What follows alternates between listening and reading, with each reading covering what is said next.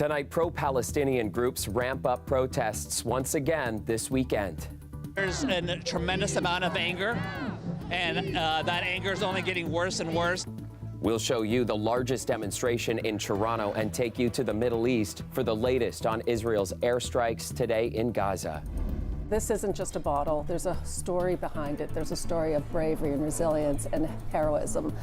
Plus, the story to save this Ukrainian wine. We'll introduce you to the Canadian importers who helped bring it here to Ontario. You know, it's the oldest sports trophy in history, right? There's a lot of history to it, a lot of history to this great league. And the hoopla in Hamilton will take you to the Grey Cup festivities in full swing today ahead of tomorrow's big game. This is CBC Saturday News.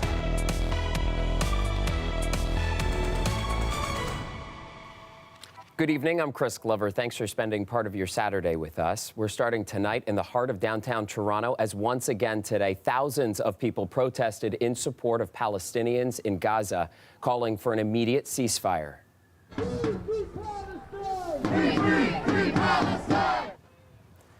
The group gathered around 1 p.m. and marched along University Avenue, making their way to the U.S. consulate. And Jean-Luc Dudard is there live for us tonight with the group. Jean-Luc, describe for us what's happening there behind you. Yes, sure. There's still thousands of people gathered here at the intersection of Queen and University, just a stone's throw away from the U.S. consulate. Still gathered here, frustrated, Chris, and angry. People are angry at the Israeli government for its continued military action in the Gaza Strip. They're also angry at the media for what they say are misrepresentations of their demands, and they're mad. They're angry at the Prime Minister for his stance on the conflict. They've called for a ceasefire repeatedly now, something that Justin Trudeau has not done yet. He's called for a humanitarian pause, which is not enough for the people gathered here in front of the U.S. consulate to ask of world leaders to call on the Israeli government to put an end to this. And for many people, Chris, this is very personal. We've spoken to people here today with family in the Gaza Strip, and for them, they want an immediate end to the violence.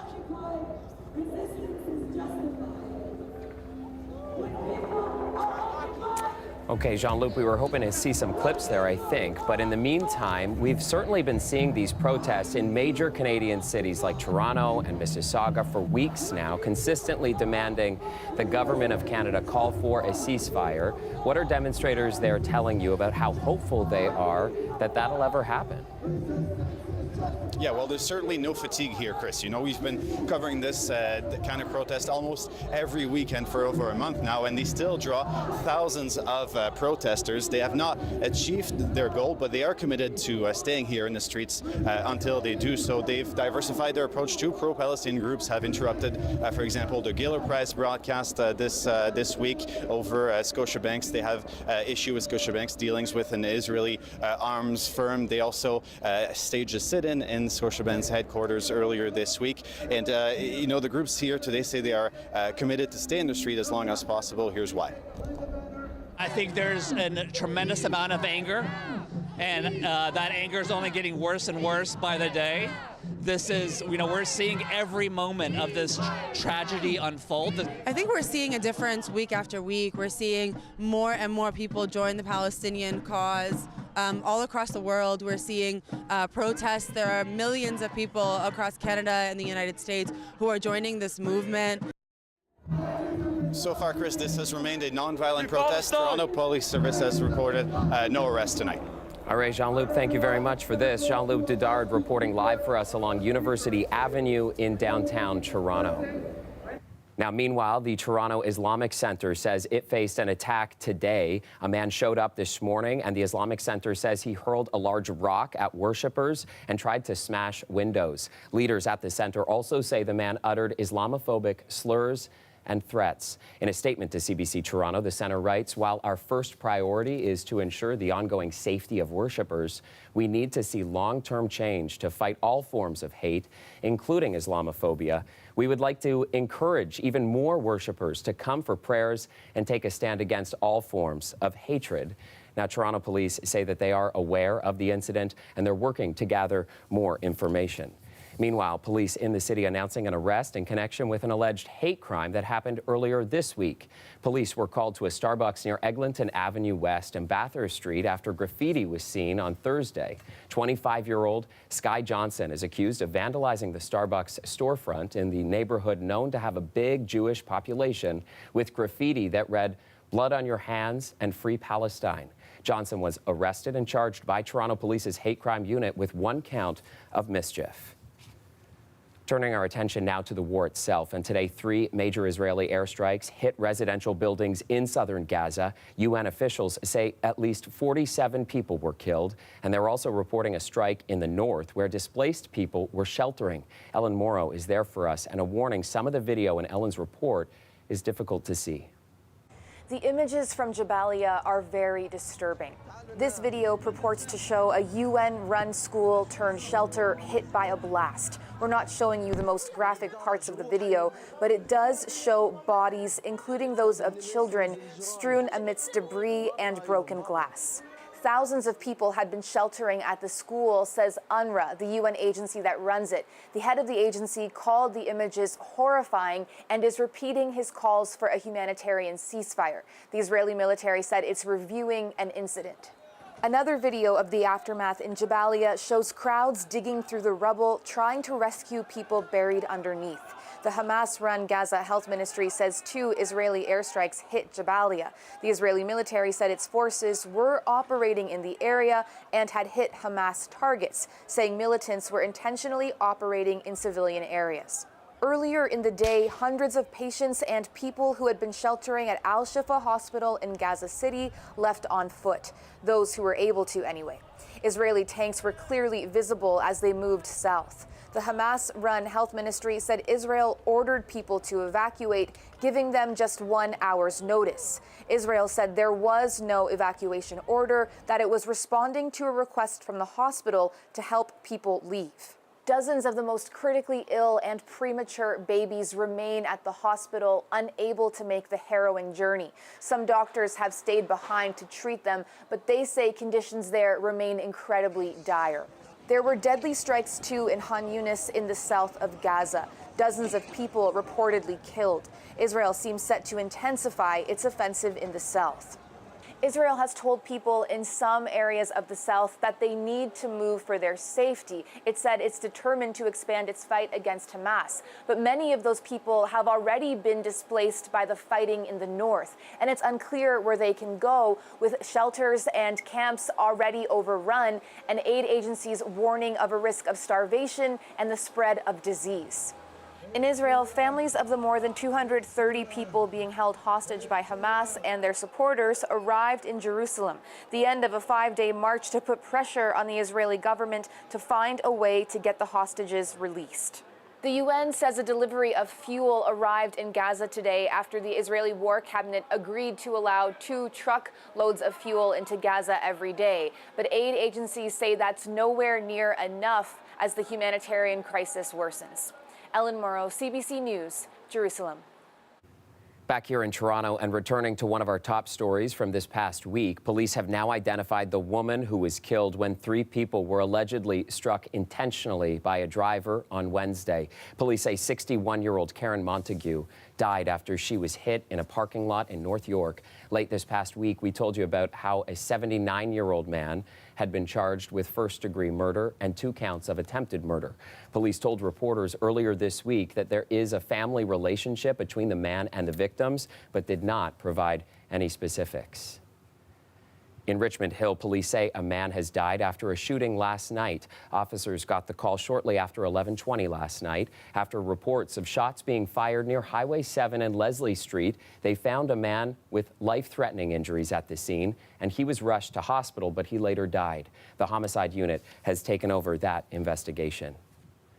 Taking you now to Scarborough and a plan to expand bus transit in the East End coming online this weekend. The changes were deemed necessary after that derailment this summer permanently closed trains on the Scarborough RT a few months earlier than its planned decommissioning. The changes officially kick into gear tomorrow, but tonight Clara Pasica has reaction from riders about what's coming. The interim express bus service for customers traveling between Kennedy and Scarborough Centre stations is about to change. The new plan will offer riders several extended routes that mean they can avoid changing buses to reach Kennedy or Scarborough Centre. Here at Scarborough Centre Station, riders are looking ahead to tomorrow's changes. Maybe it's going to be good, maybe it's not going to be good, so I'm going to try it out and see how it goes. Yeah, so I'm hoping for the best though. I think it's better to have less transfer. Yeah, but if we have more buses, I think it's better. Sometimes people wait in the cold in 15 to 20 minutes, and then the bus coming three times, 3 buses, and then it's full because a lot of people is already waiting. But in spite of the hopes of some of these Scarborough transit riders, this transit advocate says the bus replacement plan underway still might not be enough. The Scarborough RT carried 4 million riders a year, over 4 million riders a year before COVID. There's a lot of people in Scarborough that use that service, and it's not possible to replace that without putting back rapid transit. Transit advocates are calling for governments to work together to get dedicated bus lanes in place with haste to keep Scarborough riders moving. It is absolutely possible if we don't see the necessary investments in transit in Scarborough, such as the RT replacement busway, such as more priority for buses across Scarborough and the city, we can see many riders turn away from transit and switch to cars.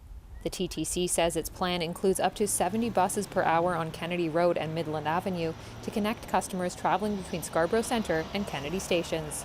Clara Pasica, CBC News, Toronto. Now let's go west to Hamilton, where the city is rammed with Grey Cup celebrations this weekend. The big game between Winnipeg and Montreal kicks off tomorrow, and Jamie Strachan is there with how the city, fans, and players are preparing. Two teams, two very different paths to the 110th edition of the Grey Cup, set to be held here at Tim Hortons Field in Hamilton on Sunday evening. The Winnipeg Blue Bombers, really the class of the league over the last few years. This is the team's 4th consecutive appearance in the Grey Cup, the first CFL team to do that in decades. One of the team's leaders, a Canadian, Brady Oliveira, won the league's most outstanding Canadian award at the CFL Awards held in the week leading up to this year's Grey Cup. And as a Canadian, he really knows the importance of the Grey Cup, really one of the most important trophies in Canadian sport. You know, it's the oldest sports trophy in history, right? It's there's a lot of history to it, a lot of history to this great league, and I take a lot of pride, you know, having the opportunity to play in this great league. So just kind of letting the guys know, especially the new guys to this league, have how special it is and the importance of the history and the rich traditions that go along with the CFL, and that we have a special opportunity tomorrow. The Montreal Alouettes, on the other hand, a team that has been fighting for respect all season. After a slow start, they rallied, found their consistency down the stretch, earning a place in this year's Grey Cup by beating the best team in the league in the Eastern Conference Final, the Toronto Argonauts, really demolishing the Argonauts in that game. This will be the Alouettes' first Grey Cup since 2010. Cody Fajardo, the team's quarterback, said this team really came together after the national media picked this team to be the worst in the CFL.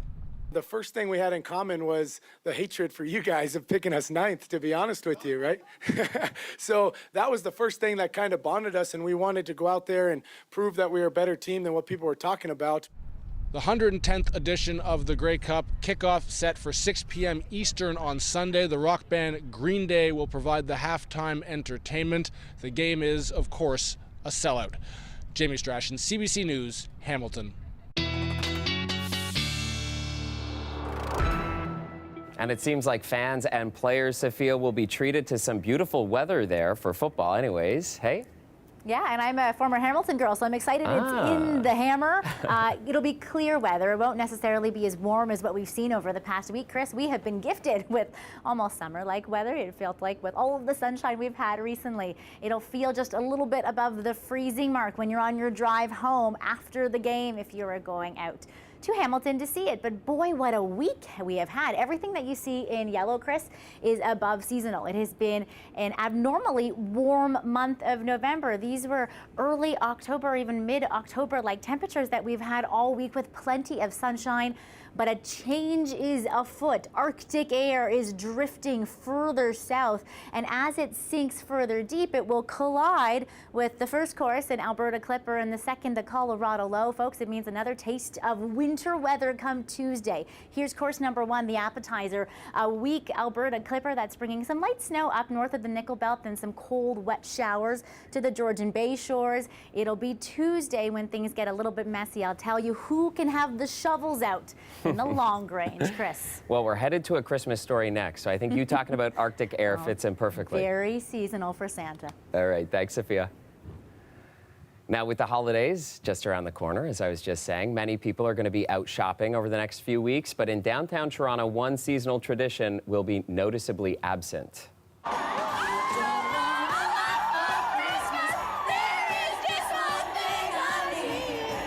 Always such a party, and if all you want for Christmas is to see the Hudson's Bay holiday windows, well, we've got some bad news for you. There will not be a display on Queen Street this year due to the ongoing construction of the Ontario line. Historian Bruce Bell says the window displays have been an important Christmas tradition for decades. These windows, for the last, 25 or so years have been real spectacular events that have an opening day with the curtains opening and, a bit of a marching band. So it's really become a thing. And it was such a great tradition in our city, to see this. And it's just too bad they couldn't find a way of getting around that. And the construction of the Ontario line is expected to close this vital stretch of Queen Street for more than 4 years. The Bay says since it's preventing their traditional outdoor window displays, they'll amp up the Christmas feel inside with new holiday vignettes and a cozy nook. They'll also have a float in Toronto Santa Claus Parade. That's next weekend. Welcome back. More than 20 months after Russia invaded Ukraine, exporting products from the country is not a simple task. But today we bring you the story of a wine that many thought would never be released and the Canadian company that worked to bring it here to Ontario. Sarah McMillan has that story. Opening this bottle of wine seemed unlikely just a year and a half ago. This isn't just a bottle. There's a story behind it. There's a story of bravery and resilience and heroism. This sparkling wine was made in Bakhmut, Ukraine. Catherine and John Valinga discovered and fell in love with it more than 2 decades ago while living in Ukraine. There's very few wineries left that follow traditional methods. So these are champagne methods. It's double fermentation in the bottle. You have to age it for years, and it involves the art of hand riddling. I've been to the great champagne houses in France, and this impressed me even more. For years, they've been importing these wines through their vodka company to sell here in Ontario at the LCBO. But when Russia invaded Ukraine, they presumed that would be the end of importing this wine. The city of Bakhmut has been the site of intense battle, with thousands killed and the city devastated. But it turns out the winery had managed to move some of the wine out of Bakhmut prior to Russian occupation of the city. I'm not surprised because the people in the winery love what they do and they love the place, so they would want to save its heritage. I'm just surprised that they were able to pull all that off when even before this new and full-scale invasion started, they were right on the borderline. So they didn't have much time to prepare. Since learning that news, they've been working to bring some of the release here to Canada, something they say was no easy task. Even getting the cases, getting the labels, getting a truck to transport the product out of Ukraine. That product released today at select LCBOs. Lovely flavor. At this Ukrainian restaurant, some getting a first taste today. First time I heard this, I got like shimmers on my hands because it does bring me back to the situation. The release of this vintage is a celebration, but it's also bittersweet. Every single time opening up one of those bottles will be one of those feelings of really, really special. And also just a little bit of a hope and prayer. A prayer that someday the city can rebuild and that this release won't be the last. Sarah McMillan, CBC News, Toronto. Today is Pride in STEM Day, and to celebrate, the Ontario Science Centre hosted an event to highlight the contributions of LGBTQ community in science, technology, engineering, and math. This event is to raise the profile of those folks and to really reinforce the idea that everyone belongs in STEM. It's important to celebrate our contributions and to provide visibility so that we provide our role models to young people coming up to show that Women have a place in science. LGBTQ2S+ people have a role in science. Visible minority people have a role in science, and it's all great. We need a diversity of opinions in order to make science work, and that's what we're here to try to provide. Looks like fun, and the all-ages event ran until 5 p.m. today and had a variety of activities, presentations, and experiments led by scientists from the queer community. All right, now we're going to hop on a short break, and we'll be right back.